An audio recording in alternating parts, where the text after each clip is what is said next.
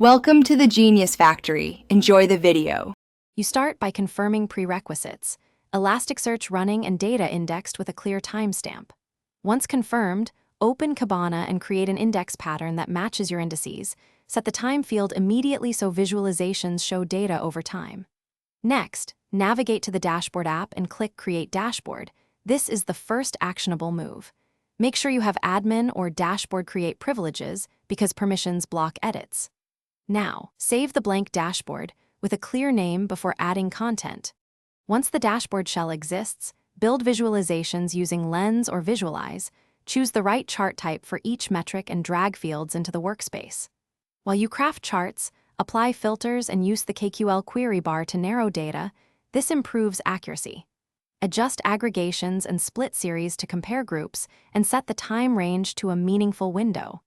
After each visualization, click Add to Dashboard, then position and resize panels, so the layout communicates hierarchy and flow. Finish by arranging panels for readability, add titles and descriptions, then save a version dashboard so you can revert changes. Make sure to set an auto-refresh interval if data updates frequently, and consider dashboard-only mode for viewers. When sharing, export a snapshot or use a permalink. If something goes wrong, for example, visualizations show no data, check the index pattern, confirm the correct time zone and time field, and validate the ingest pipeline mapping. Often the issue is a misconfigured field or permissions. Thanks for watching. If you found this helpful, don't forget to like and subscribe.